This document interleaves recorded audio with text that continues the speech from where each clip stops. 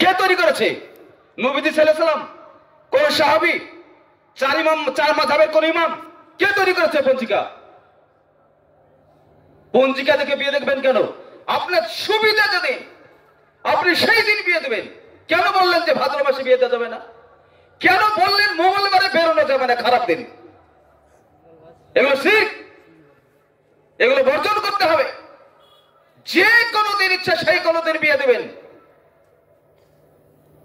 সকালবেলায় বেরিয়েছে, অমনির সঙ্গে সঙ্গে তার বউ ডেকেছে, আরে শাহিদ করে বেরোলাম, তুমি পিছু থেকে ডাকছো মানে? ক্ষতি করে ফেলেন, ভালো ক্ষতি, এই তো ক্ষতি হয়ে গেছে। এগুলো সব শিরক, কোন রেহাই নেই, ও জাহান্নামে যাবে। পিছন থেকে ডাকলে তো আর কি, প্রয়োজনে 1000 বার ডাকবে, তো পিছন থেকে ডাকলে মানে ক্ষতি হয়ে যাবে। বালা মুসিবত দেওয়ার মালিক হচ্ছেন আল্লাহ সুবহানাহু ওয়া তাআলা। আল্লাহ সুবহানাহু ওয়া তাআলা যদি না দেন, বালা মুসিবত হবে না। পিছন থেকে ডেকেছে মানে গোটা দিন ভালো কাজ করছে, করতে করতে অ্যাক্সিডেন্ট হয়ে গেছে। কার মুখ দেখে যে বের হলাম, আমার এমন এত বড় ক্ষতি হলো, আশ্চর্য ব্যাপার। ওর মুখ ওকে ভালো মন্দ করে নাকি? কারো মুখ দেখলে ক্ষতি হয় কি? কারো মুখে শাহিদ বেশাহিদ আছে নাকি? এগুলো শিরক, সমাজ থেকে উঠাতে হবে। কেমন কোরআন হাদিসের আলোচনা হয়, কোরআন হাদিস দিয়ে যদি মানুষের জীবন পরিবর্তন না করা যায়, এরকম আলোচনা দরকার নেই। পৃথিবীতে যদি আল্লাহ এবং আল্লাহ রাসূলের বাণী দিয়ে যদি মানুষের জীবনকে পরিবর্তন না করা যায়, পৃথিবীর অন্য কোনো ল্যাঙ্গুয়েজ, অন্য কোনো রিলিজিয়ন, অন্য কোনো কিছু নেই যে মানুষের জীবনকে পরিবর্তন করতে পারে। গাড়ি চালাচ্ছে, চালাতে চালাতে অ্যাক্সিডেন্ট হতে গেছে, অ্যাক্সিডেন্ট হতে হতে বেঁচে গেছে। ও বলছে ড্রাইভার ভালো ছিল বলে বেঁচে গেছে। আশ্চর্য ব্যাপার।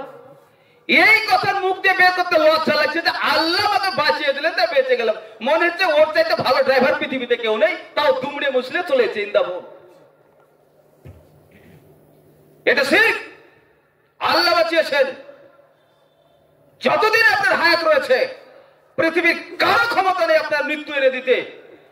আপনার যদি হায়াত না থাকে, পৃথিবীর কেউ বাঁচাতে পারবে না। ওলি বাবা, পীর বাবা, দরবেশ বাবা, গাদা বাবা, হাজি বাবা, পাজি বাবা, কেউ বাঁচাতে পারবে না, কোনো উপকার করতে পারবে না। এগুলো সব শিরক। ও গাড়ি চালাচ্ছে, চালাতে চালাতে বিড়াল পড়েছে, একটু দাঁড়া, আমার ক্ষতি হয়ে যাবে, একটু বিশ্রাম নি। 4 চাকা গাড়ি চালাচ্ছে, লরি চালাচ্ছে, মোটর বাইক চালাচ্ছে, যেতে যেতে বিড়াল পড়েছে, এবার দাঁড়া, এটা বোধহয় জিন এবার আমার ক্ষতি করে দেবে, আমি একটু দাঁড়াই। তখন দাঁড়িয়ে ফুপাই দিকে দিক করে কিছু বাজাচ্ছে। এলো শিরক। আমি তো বিড়াল পড়লে আরো জোরে চালাই, কিচ্ছু হয়নি আমার। এগুলো শিরক। সমাজে এরকম ছোট ছোট অনেক শিরক চালু রয়েছে। মা বোনেরা বা দেখা যায় কচি বাচ্চাগুলো বের করছে, তো এই জায়গাটা গোবরে একটা টুকলি করে টিপ দিয়ে দিচ্ছে, মনে হচ্ছে ভূত পেতনি বাঁচাবে, আরো ধরবে, এই বাচ্চাগুলোকে আরো ধরবে। ওটাই তো ভূত, ওটাই তো শয়তান, ওই কাজটা শয়তান করাচ্ছে। এটা শিরক। আশ্চর্য ব্যাপার। ওই নোংরা কালো টিপ বলে ছেলেকে রক্ষা করবে, এই কথা বলতে পারছে না যে আমার ছেলেটাকে নিয়ে যাচ্ছ। রাসূল সাল্লাল্লাহু আলাইহি ওয়াসাল্লাম দোয়া শিখিয়ে দিয়েছে, বিসমিল্লাহি ওয়া তাওয়াক্কালতু আলাল্লাহি ওয়া লা হাওলা ওয়া লা কুওয়াতা ইল্লা বিল্লাহ। যাও, আল্লাহর নাম দিয়ে শুরু করলাম, সমস্ত দায়িত্ব আল্লাহ সুবহানাহু ওয়া তাআলা, আমার ভালো মন্দ সমস্ত কিছু আল্লাহ সুবহানাহু ওয়া তাআলা, তিনি ক্ষমতাশালী, তার চাইতে বড় কিছু আর কিছু হতে পারে না। এই দোয়া পড়ুন, সমস্ত দায়িত্ব আল্লাহ সুবহানাহু ওয়া তাআলা। তো বলছে একটা কালো টিপ দিয়ে যাবে, সন্তানটাকে নিয়ে যাও, এটা শিরক। মহিলারা জাহান্নামে যাবে। নাম্বার 2, আত্মীয়তা সম্পর্ক যদি কেউ ছিন্ন করে, ও জাহান্নামে যাবে। এমন কোন এলাকা নেই যেখানে আত্মীয়তা সম্পর্ক ছিন্ন করেনি। টুক করে একটু ঝামেলা হয়েছে, যা তোর সঙ্গে কথাই বলবো না, তোর সঙ্গে আবার কথা না বললে কি হবে। এগুলো মেয়েরা বা পটু, ওর স্বামীর সঙ্গে 36 দিন কথা বলে না। আমি আমার অভিজ্ঞতার উপরে বলি, 6 মাস কথা বলেনি একজন স্ত্রী তার স্বামীর সঙ্গে, রাত করেছে, 6 মাস, জাহান্নামে যাবে। আল্লাহ রাসূল সাল্লাল্লাহু আলাইহি ওয়াসাল্লাম তিনি বলেছেন, এই হাদিসটা রয়েছে সেই বুখারী 5984 নম্বর হাদিস। রাসূল সাল্লাল্লাহু আলাইহি ওয়াসাল্লাম বলেছেন, লা ইয়াদখুলুল জান্নাতা কাতিউ, ওই ব্যক্তি জান্নাতে যাবে না যে ব্যক্তি আত্মীয়তার সঙ্গে সম্পর্ক ছিন্ন করেছে। প্লিজ অ্যাটেনশন, এই বিষয়টা খুবই মনোযোগ সহকারে শুনবেন।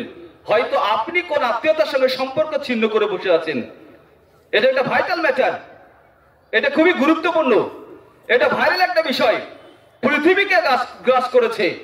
প্রায় মানুষই সাধারণ একটা বিষয় নিয়ে আত্মীয়তার সম্পর্ক ছিন্ন করে বসে থাকে। রাসূল সাল্লাল্লাহু আলাইহি ওয়াসাল্লাম বলছেন, ওই ব্যক্তি জান্নাতে যাবে না যে ব্যক্তি আত্মীয়তার সঙ্গে সম্পর্ক ছিন্ন করেছে। কারণ কি জানেন? আল্লাহ রাসূল সাল্লাল্লাহু আলাইহি ওয়াসাল্লাম তিনি আরো বলেছেন, এই হাদিসটা রয়েছে ইবনে হিব্বান 5346 নম্বর হাদিস।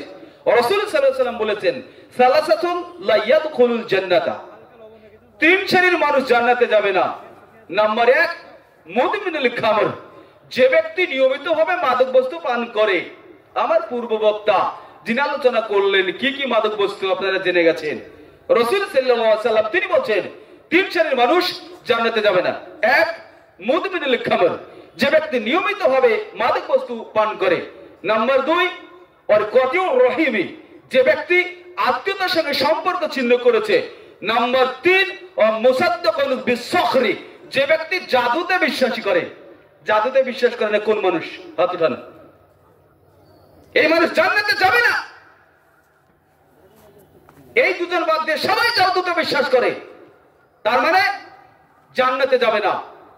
আরে গণককে হাত দেখায়, ও জান্নাতে যাবে না, অসম্ভব। তাহলে আত্মীয়তার সঙ্গে সম্পর্ক ছিন্ন করা ব্যক্তি জান্নাতে যাবে না। চলুন আরেকটু আপনাকে বোঝাই। যে ব্যক্তি আত্মীয়তার সঙ্গে সম্পর্ক ছিন্ন করেছে, ওর ইবাদতই আল্লাহ সুবহানাহু ওয়া তাআলা গ্রহণ করেন না। হাদিস মুসনাদ আহমদ 10277। নবী সাল্লাল্লাহু আলাইহি সাল্লাম তিনি বলেছেন যে প্রতি বৃহস্পতিবার দিবাগত রাত্রে আদম সন্তানের সমস্ত ইবাদতকে আল্লাহ সুবহানাহু ওয়া তাআলার কাছে নিয়ে যাওয়া হয়। আল্লাহ সুবহানাহু ওয়া তাআলা তারপরে দেখেন যে কোন ব্যক্তি আত্মীয়তার সঙ্গে সম্পর্ক ছিন্ন করেছে, তখন আল্লাহ সুবহানাহু ওয়া তাআলা ওই ব্যক্তির ইবাদতকে গ্রহণ করেন না। কথা বুঝতে পেরেছেন? এই যে কনকনে ঠান্ডা, ফজরের সময় গরম বিছানাকে ত্যাগ করে আপনি মসজিদে এসে নামাজ পড়ছেন, সালাত আদায় করছেন, পাশাপাশি বিশেষ কোনো কারণে আত্মীয়তার সম্পর্ক ছিন্ন করেছেন, তার মানে প্রতি 8 দিনের মাথায় আপনার ইবাদত বাদ। নবী সাল্লাল্লাহু আলাইহি সাল্লাম তিনি বলেন যে প্রতি বৃহস্পতিবার দিবাগত রাতে আদম সন্তানের সমস্ত ইবাদত আল্লাহর কাছে রিপোর্ট করা হয়, পেশ করা হয়, নিয়ে যাওয়া হয়। আল্লাহ সুবহানাহু ওয়া তাআলা দেখেন যে কার আত্মীয়তার সম্পর্ক ছিন্ন রয়েছে, তার ইবাদত আল্লাহর গ্রহণ করেন না। তার মানে আপনি ইবাদত করছেন, আত্মীয়তার সম্পর্ক ছিন্ন করেছেন, তার মানে প্রতি 8 দিন অন্তর আপনার ইবাদত বাদ। সামনে রমাদান মাস আসছে, সেই রমাদান মাসে আপনি কষ্ট করে রোজা পালন করবেন, পাশাপাশি যদি আত্মীয়তার সম্পর্ক ছিন্ন থাকে তাহলে প্রতি 8 দিন পর আপনার ইবাদত বাদ, ওটা গ্রহণ হবে না, ওটা বাদ। আল্লাহ রাসূল সাল্লাল্লাহু আলাইহি সাল্লাম তিনি বলেছেন, হাদিস আবু দাউদ 4914, রাসূল সাল্লাল্লাহু আলাইহি সাল্লাম তিনি বলেছেন, যদি কোনো মুসলমানের সঙ্গে কোনো ভাইয়ের সঙ্গে ঝামেলা হয় তাহলে 3 দিনের মধ্যে কথা বলতে হবে।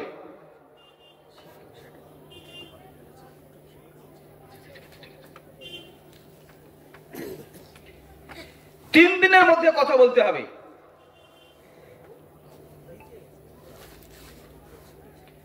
3 দিন যদি অতিবাহিত হয়ে যায় আর যদি মারা যায় তাহলে সে জাহান্নামে যাবে। কথা বুঝতে পেরেছেন? এটা একটি খুবই গুরুত্বপূর্ণ বিষয়। রাসূল সাল্লাল্লাহু আলাইহি সাল্লাম তিনি বলেন, যদি কোনো মুমিন ভাইয়ের সঙ্গে অথবা একজন মুসলমান আর একজন মুসলমানের সঙ্গে অথবা নিজের ভাইয়ের সঙ্গে নিজের ভাই অথবা কোনো আত্মীয়তার সঙ্গে যদি ঝামেলা হয়, ঝগড়া হয়, তাহলে নবী সাল্লাল্লাহু আলাইহি সাল্লাম বলছেন সে যতই যে কোনো কারণেই ঝগড়া হোক না কেন 3 দিনের মধ্যে কথা বলতে হবে। 3 দিন যদি অতিবাহিত হয়ে যায় আর যদি মারা যায় তাহলে সে জাহান্নামে যাবে। নামাজ পড়লেও যাবে, রোজা করলেও যাবে, হজ করলেও যাবে, পৃথিবীতে যত ইবাদত আল্লাহ সুবহানাহু ওয়া তাআলা দিয়েছেন সব ইবাদত করলে জাহান্নামে যাবে। বুঝতে পেরেছেন? এবার বলুন, নিজেকে কি ভাবছেন? কোটিপতি? এর জন্য সম্পর্ক নষ্ট করেছেন? নিজেকে ব্যারিস্টার ভাবছেন? এই ব্যারিস্টার থাকবে না, এই অহংকার ধ্বংস হয়ে যাবে। আজ আছেন, আগামীতে থাকবেন না। আপনি হয়তো মনে করছেন ওই চাচাই আমাকে ঝামেলা করে, আমার কোনো দোষ নেই, চাচা আমার সঙ্গে খারাপ ব্যবহার দেখায়, আমি ওর সঙ্গে কেন সম্পর্ক রাখতে চাই? আপনার ভালোর জন্য, আপনি পরকালে জান্নাত পাবেন তার জন্য। তা আপনি সম্পর্ক যদি না রাখেন এতে কি যায় আসে? রাখবেন না, মরবেন, জাহান্নামে যাবেন, এতে কি যায় আসে? আপনি মনে করছেন ও আমি একটি ব্যারিস্টার মানুষ, আমার সমাজে একটা সম্মান রয়েছে, আমি অনার ম্যান, এই পৃথিবীর সম্মানী একজন ব্যক্তি, আমি কেন তার সঙ্গে কথা বলতে যাব? কি আপনার হাতে পায়ে ধরেছে? আপনি কথা বলবেন না, বলবেন না, মরবেন, জাহান্নামে যাবেন। যদি বলেন তা আপনার ভালো, এতে আমার কিছু যা আসে না, মরবেন, জাহান্নামে যাবেন। এখন যদি আপনি মনে করেন যে আসলে আমি চেষ্টা করছি কথা বলার, কিন্তু সে কথা বলছে না, তাহলে আপনার করণীয় কি? এই হাদিসটা রয়েছে আবু দাউদ 4916। নবী সাল্লাল্লাহু আলাইহি সাল্লাম তিনি বলছেন যে দুজনের মধ্যে যখন ঝামেলা হয়, তাহলে যে আগে সালাম দিয়ে কথা বলবেন তার নেকি হলো। এরপরে এদের দুজনের মধ্যে যে চেষ্টা করলো সম্পর্ককে বজায় রাখার এবং কথা বলল, সে তার দায়িত্ব শেষ করলো। যদি অন্যজন সেটাকে অস্বীকার করে, সম্পর্ক না রাখতে চায়, তাহলে যে সম্পর্ক রাখতে চাইলো তার আর কোনো পাপ হবে না। আপনি চাইছেন আজকের আলোচনা শুনে, ও আমার সঙ্গে তো অনেকের সম্পর্ক নেই, আমি সম্পর্ক রাখতে চাই, আপনি বারবার ডাকছেন, সালাম দিচ্ছেন, আলোচনা করছেন, কিন্তু আপনার সাথে সম্পর্ক রাখতে চাইছে না, তাহলে আপনার কোনো আর দোষ নেই, আপনি দোষ মুক্ত। যে রাখলো না সে জাহান্নামে যাবে। যে কোনো বিনিময় হোক, আত্মীয়তার সম্পর্ক আপনাকে বজায় রাখতেই হবে, এটা আপনারই ভালো, না হলে আপনার ইবাদত গ্রহণ হবে না, আপনি জাহান্নামে যাবেন। নাম্বার 3, দুশ্চরিত্র কঠোর স্বভাবের মানুষ জান্নাতে যাবে না। ইবাদত করলেও যাবে না, নামাজ পড়লেও যাবে না, রোজা করলেও যাবে না। যে কথায় কথায় গালিগালাজ করে, ওর পিতাকে দেখতে পারে না, পাশের মানুষকে গালিগালাজ করে, দেখলে রুক্ষ মেজাজে, সব সময় একটা কড়া মেজাজে, এই ধরনের দুশ্চরিত্র রুক্ষ স্বভাবের মানুষ জান্নাতে যাবে না। এই কথা আমি বলিনি, নবীজি সাল্লাল্লাহু আলাইহি সাল্লাম তিনি বলেছেন। হাদিস মিশকাত 5080। রাসূল সাল্লাল্লাহু আলাইহি সাল্লাম বলেছেন, লা ইয়াদখুলুল জান্নাতা জাওয়াদু। নবী সাল্লাল্লাহু আলাইহি সাল্লাম তিনি বলেছেন, কর্কশ দুশ্চরিত্রের কঠোর স্বভাবের মানুষ জান্নাতে যাবে না। আপনার চরিত্র তো খারাপ কেন? যদি আপনি কর্কশ স্বভাবের হন, জান্নাতে যাবেন না। আল্লাহ সুবহানাহু ওয়া তাআলা নবী সাল্লাল্লাহু আলাইহি সাল্লাম সম্পর্কে বলেছেন, এই আয়াতটা রয়েছে আল ইমরান 3 নম্বর সূরার 159 নম্বর আয়াত। নবী আল্লাহ সুবহানাহু ওয়া তাআলা বলেছেন, ফা বিমা রাহমাতিন মিনাল্লাহি মিন্নিতা লাহুম। আল্লাহর অশেষ রহমতে আমি তোমাকে নরম স্বভাবের বানিয়েছিলাম। যদি তুমি কঠোর এবং রুক্ষ স্বভাবের হতে, তাহলে তোমার কাছে মানুষ আসতো না। পৃথিবীর সেরা একটি মানুষ, যার চরিত্র সবার ঊর্ধ্বে, যার ক্যারেক্টার এই পৃথিবীর আর অন্য কোনো মানুষের সঙ্গে তুলনা করা যায় না। এর জন্য আল্লাহ সুবহানাহু ওয়া তাআলা তিনি উল্লেখ করেছেন সূরা কালাম সূরা নম্বর 64 68 আয়াত নম্বর 4, ওয়া ইন্নাকা লাআলা খুলুকিল আযীম। আমি তো রাসূলকে এই পৃথিবীর সর্বোত্তম চরিত্রে সৃষ্টি করেছি। আল্লাহ সুবহানাহু ওয়া তাআলা এই পৃথিবীর সেরা মানুষটি যে চরিত্র বানিয়েছেন, যার পৃথিবীর আর অন্য কারণে হতে পারে না, এই পৃথিবীর সেরা মানুষটির চরিত্র দেখে, আখলাক দেখে অন্য অমুসলিমরা আকর্ষণ করেছে আর ইসলাম গ্রহণ করেছে। আমরা না সেই মানুষটার উত্তরসূরি, আমরা না সেই মানুষটাকে অনুসরণ করি, কিন্তু আমাদের ক্যারেক্টার এত খারাপ কেন? আমরা কিভাবে রুক্ষ স্বভাবের হতে পারি? আমাদের চরিত্র এত খারাপ কেন? Good character is a valuable asset. উত্তম চরিত্র একটা পৃথিবীতে গুরুত্বপূর্ণ সম্পদ, যেটা আমরা বোঝার চেষ্টা করি না। নবী সাল্লাল্লাহু আলাইহি সাল্লাম এই সম্পর্কে আরো বলেছেন, এই হাদিসটা রয়েছে মিশকাত 5075। নবী সাল্লাল্লাহু আলাইহি সাল্লাম বলেছেন যে আল্লাহ সুবহানাহু ওয়া তাআলার কাছে ওই ব্যক্তি উত্তম যে চরিত্র দিক থেকে উত্তম। নবী সাল্লাল্লাহু আলাইহি সাল্লাম তিনিও বলেছেন, আমার কাছে ওই ব্যক্তি উত্তম যে চরিত্র দিক থেকে উত্তম। হাদিস মিশকাত 5084। রাসূলুল্লাহ সাল্লাল্লাহু আলাইহি সাল্লাম তিনি বলেছেন, আমি কি তোমাদেরকে জাহান্নামী ব্যক্তির কথা বলবো না, যাদেরকে জাহান্নামে পোড়ানো হবে, জাহান্নাম দেওয়া হবে? সাহাবী রাদিয়াল্লাহু আনহুরা বললেন, আল্লাহ রাসূল বলুন, এরা আবার কোন শ্রেণীর মানুষ? নবীজি সাল্লাল্লাহু আলাইহি সাল্লাম বললেন, যারা দুশ্চরিত্র, কঠোর স্বভাব, সামান্য একটা কথা নিয়ে ঝামেলা করে আর ঝগড়ার মধ্যে ব্যস্ত থাকে, কর্কশ স্বভাব, এরা জাহান্নামে যাবে। পাশাপাশি বললেন যে আমি তোমাদেরকে জান্নাতি লোকদের কথা বলবো না, যার জন্য জাহান্নামের আগুন হারাম করা হয়েছে, এমনকি জাহান্নামের আগুন তাকে স্পর্শ করবে না। নবীজি সাল্লাল্লাহু আলাইহি ওয়াসাল্লাম তখন বললেন, তারা হলো যারা নরম স্বভাবের, সবার সাথে মিশুক, জোর ঝামেলা করে না, এরা হচ্ছে সেই মানুষ যারা জান্নাতে যাবে। চিন্তা করুন, তাহলে যদি আপনি সালাত আদায় করেন, সিয়াম পালন করেন, সমস্ত ইবাদত করেন, তারপর আপনি জান্নাতে যেতে পারবেন না যদি না চরিত্র উত্তম না হয়। নাম্বার 4, এটা একটি গুরুত্বপূর্ণ বিষয়, আর এটা দিয়ে আলোচনা শেষ করবেন ইনশাআল্লাহ। আপনি জানলেন যে যেসব ইবাদত গুলো, যেসব পাপগুলো করলে ইবাদত গ্রহণ হবে না, এরপরে সেই পাপগুলো বর্জন করলেন, করে ইবাদত করছেন, কিন্তু আরেকটা শর্ত ছাড়া ইবাদত গ্রহণ হবে না, জাহান্নামে যাবেন ইবাদত করার পরও। সেটি হচ্ছে এই পৃথিবীর সেরা মানুষ মুহাম্মদ রাসূলুল্লাহ সাল্লাল্লাহু আলাইহি ওয়াসাল্লামের নিয়ম ব্যতীত পৃথিবীতে অন্য কোন ব্যক্তির নিয়মে ইবাদত কবুল হবে না। আল্লাহ সুবহানাহু ওয়া তাআলা তিনি উল্লেখ করেছেন সূরা নিসা সূরা নম্বর 4 আয়াত নম্বর 80, মা ইতির রাসূল ফাকাদ আতা আল্লাহ। রাসূলকে মান্য করলে আল্লাহ সুবহানাহু ওয়া তাআলাকে মানা হয়। আল্লাহ সুবহানাহু ওয়া তাআলা অন্য আয়াতে উল্লেখ করেছেন সূরা নাজম সূরা নম্বর 53 আয়াত নম্বর 3 ও 4, ওয়া মা ইয়ানতিকু আনিল হাওয়া ইন হুয়া ইল্লা ওয়াহয়ু ইউহা।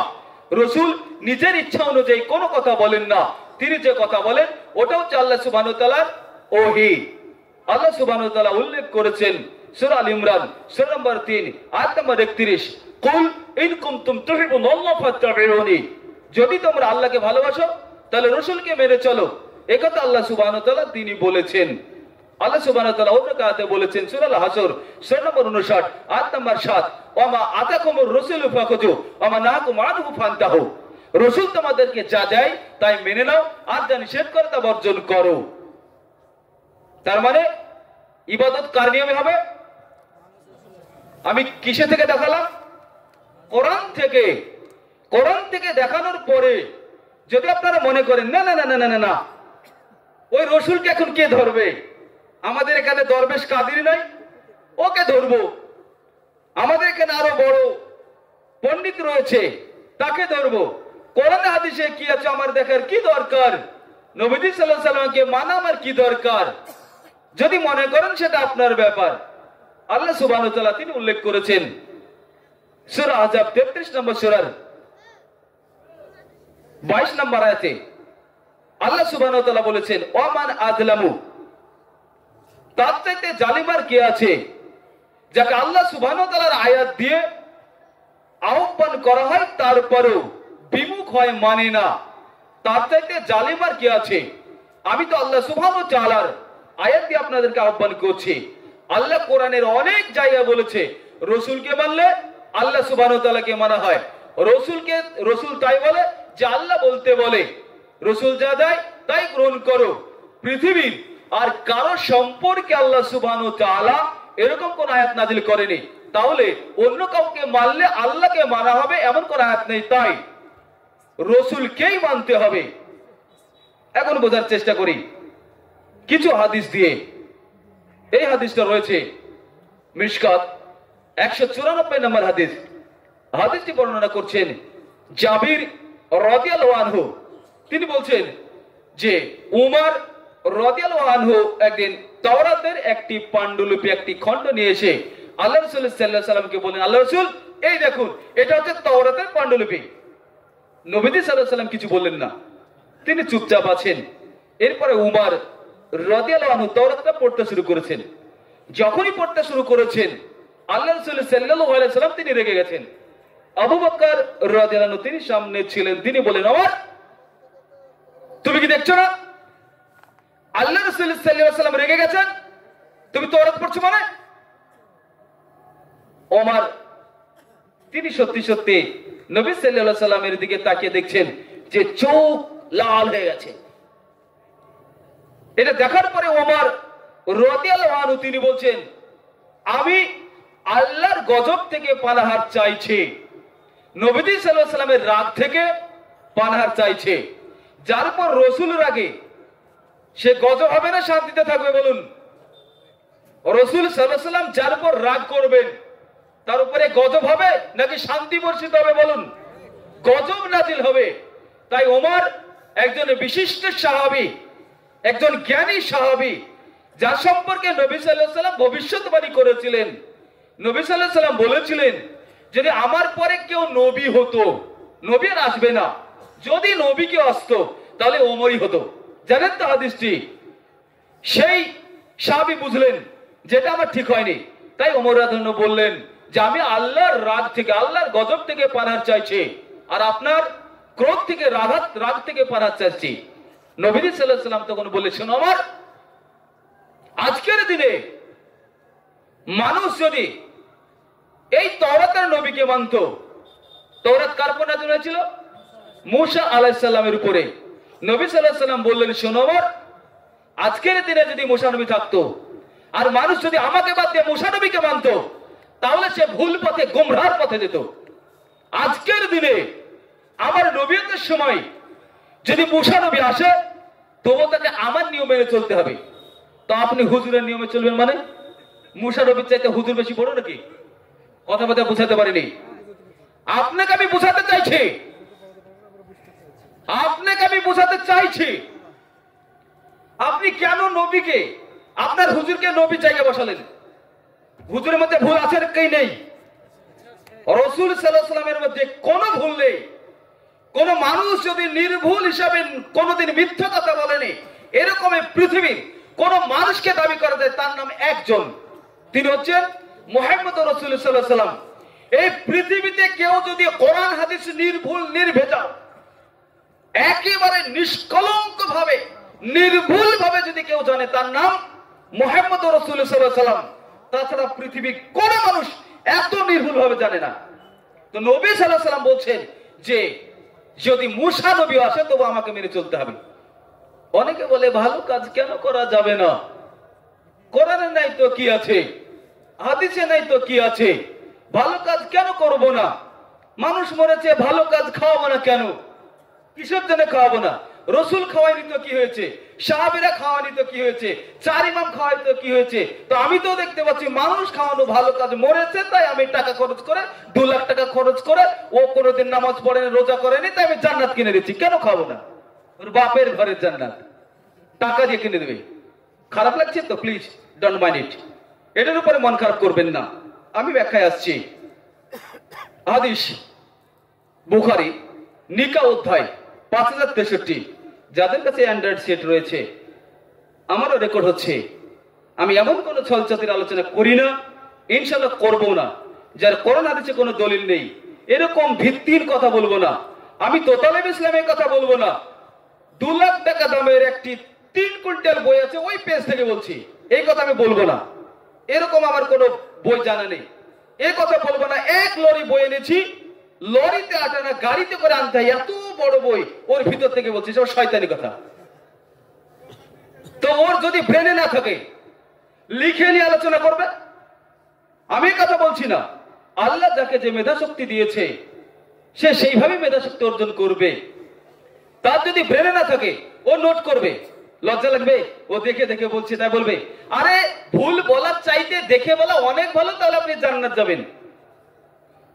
মানুষ যাচাই বাছাই করতে পারবে, ওই গাঁজাখড়ি কথা চলবে না। শিক্ষিত সমাজ বুঝে গেছে, অ্যান্ড্রয়েড সেট রয়েছে, গুগল মামাকে ফোন করলে, হ্যালো করলে বলে দিবে সঠিক কিনা মিথ্যা।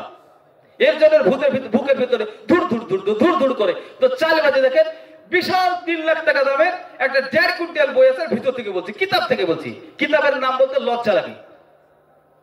এরকম আলোচনা সমাজের সামনে চলবে না।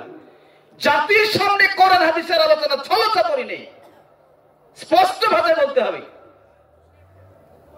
হাদিস বুখারী 5063।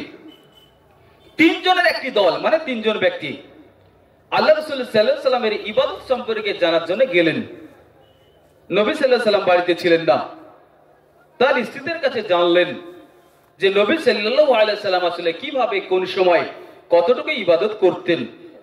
এখন এই 3 ব্যক্তি রাসূল সাল্লাল্লাহু আলাইহি ওয়াসাল্লামের ইবাদত সম্পর্কে ভালো করে জেনে বাড়ি চলে আসছিলেন। এখন তারা 3 জন মনে করছেন ও আমাদের ইবাদত এত কম। আল্লাহ রাসূল সাল্লাল্লাহু আলাইহি ওয়াসাল্লামের আগেকার পরেকার সমস্ত গুনাহ আল্লাহ ক্ষমা করে দিয়েছেন। আসলে নবীজি সাল্লাল্লাহু আলাইহি ওয়াসাল্লাম ছিলেন নিষ্পাপ। তারপরেও হাদিস বুখারী 5676 নবীজি সাল্লাল্লাহু আলাইহি ওয়াসাল্লাম বলছেন যে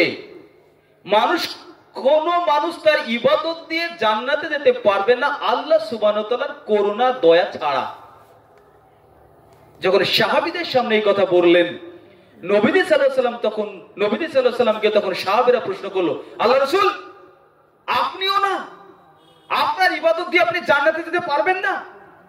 নবীজি সাল্লাল্লাহু আলাইহি ওয়াসাল্লাম তখন বললেন, আমিও না, যদি আল্লাহ তার রহম, তার করুণা, তার দয়া দিয়ে না নিয়ে যায়। অনেক হুজুর হয়তো ভাববে, আরে ছি ছি ছি ছি ছি, বক্তা বলে কি নবীও আল্লাহর করুণা লাগবে? তা আল্লাহর করুণা লাগবে না, ও আবার কোন গন্ধ? দেখেন কথা থেকে শুনছে, শুনে বলছে নবী সবচাইতে বড়, তো নবীর আবার করুণা লাগবে? তো নিষ্পাপ, ও তো এমনি চলে জান্নাতে। হ্যাঁ অবশ্যই নিষ্পাপ, কিন্তু আল্লাহর করুণা ছাড়া কারোরই যা সম্ভব নয়। এ কথা আমি তো তালেব ইসলাম বলছি না, আমি হাদিস থেকে বলছি। এ কথা কার? নবীজি সাল্লাল্লাহু আলাইহি ওয়াসাল্লামের। তাই নবীজি সাল্লাল্লাহু আলাইহি ওয়াসাল্লাম আসলে জান্নাতে যাবেন, তারপরও তিনি বলছেন যে তিনি একেবারে সিকিউরিটি রয়েছে, 100% জান্নাতে যাবেন। তারপরে তিনি বলছেন আল্লাহর করুণা দিয়ে। বলছিলাম এখন এই তিনজন ব্যক্তি যেতে যেতে বলছে যে নবী সাল্লাল্লাহু আলাইহি ওয়াসাল্লামের সমস্ত অপরাধ আল্লাহ ক্ষমা করে দিয়েছেন। তা আমরা তো এত কম ইবাদত করলে আমাদের চলবে না। তাই তাদের তিনজনের মধ্যে একজন বলল, আমি আজ থেকে পৃথিবীতে যতদিন বেঁচে থাকবো সারা রাত জেগে নামাজ পড়বো, একদিনও ঘুমাবো না। নিয়ত ভালো না খারাপ? কথা বুঝতে পারছেন? উত্তর দিন জোরে। নিয়ত ভালো না খারাপ? নামাজ পড়া ভালো না খারাপ? নামাজ যদি না পড়ে ওই ব্যক্তি মুসলিম থাকতে পারে না। নামাজ যদি না পড়ে ব্যক্তি জান্নাতে যেতে পারে না। সূরা মুদাসসির সূরা নাম্বার 74 আয়াত নাম্বার 42 ও 43 আল্লাহ সুবহানাহু ওয়া তাআলা তিনি বলছেন মা সালাকাকুম ফিস সাকার। আল্লাহ সুবহানাহু ওয়া তাআলা সাকার নামক জাহান্নামবাসীকে জিজ্ঞাসা করবে তোমরা জাহান্নামে কেন? তখন তারা বলবে ক্বালু লাম নাকু মিনাল মুসাল্লিন, আমরা যখন পৃথিবীতে ছিলাম তখন নামাজ পড়তাম না। অতএব নামাজ না পড়লে জাহান্নামে যাবে। তাহলে নিয়ত ভালো। দ্বিতীয় ব্যক্তি বললেন, আমি যতদিন বেঁচে থাকবো একদিনও রোজা বাদ দেব না, সারা জীবন রোজা করব। সামনে রমাদান মাস আসছে, 30টা রোজা করার জন্য পেটে ভুটভাট যন্ত্রণা জ্বালা, কত অজুহাত। আমাদের ইমানে কত দুর্বল, অথচ ওই ব্যক্তির ইমানে কত জোর। বলছে যত দিন বেঁচে থাকবো তত দিনই রোজা করবো, একদিনও বাদ দেব না।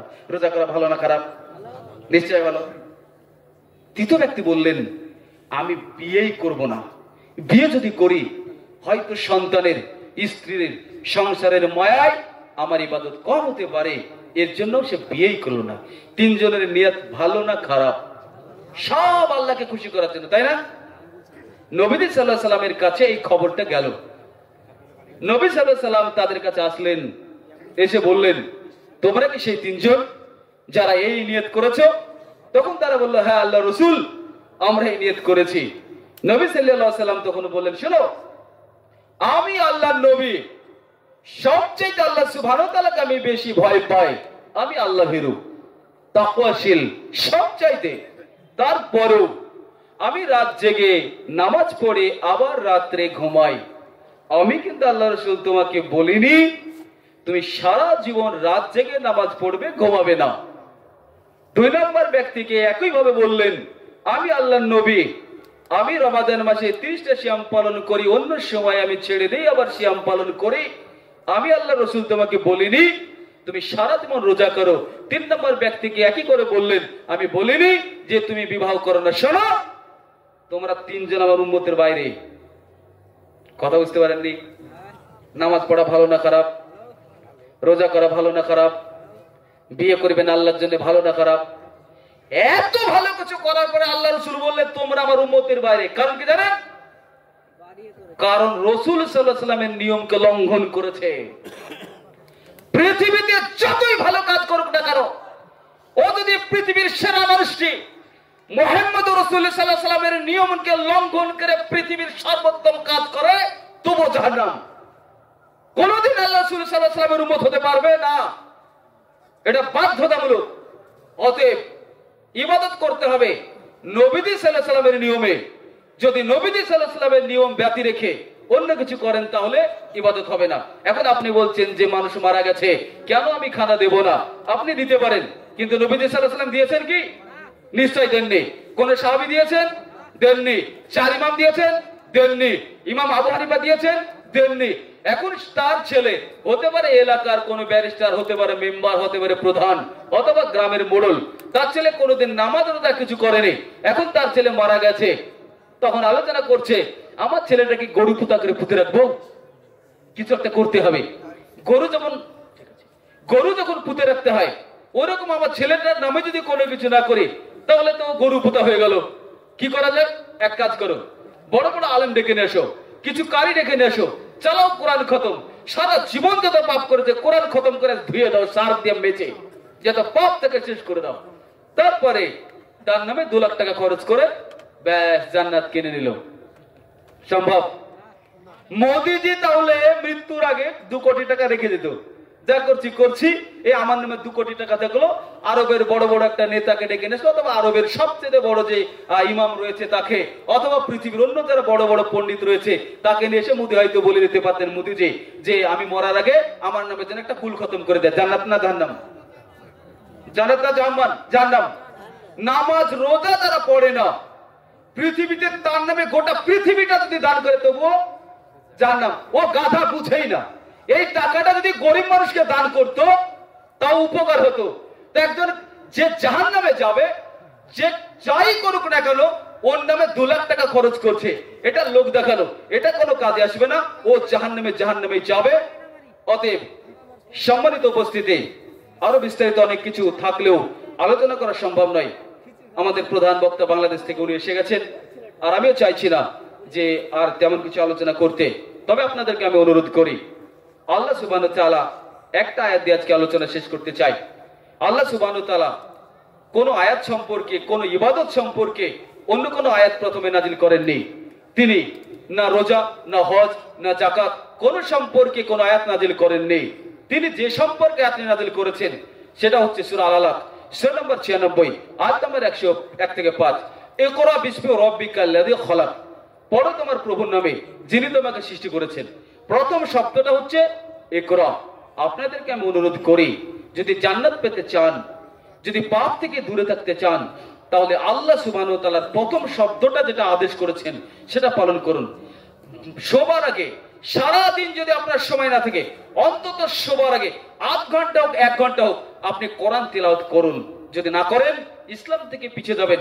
পরিশেষে আমি এলাকায় একটা অনুরোধ রেখে যাই, আপনাদেরকে অনুরোধ করি প্রত্যেকটা এলাকায় কোরআন শিক্ষার একটি মক্তব বানান। মসজিদে হোক অথবা মসজিদের পাশে হোক, নিয়মিতভাবে প্রত্যেকটা এলাকায় কোরআন হাদিসের শিক্ষাদান করুন। না হলে ইসলাম বিলুপ্ত হবে।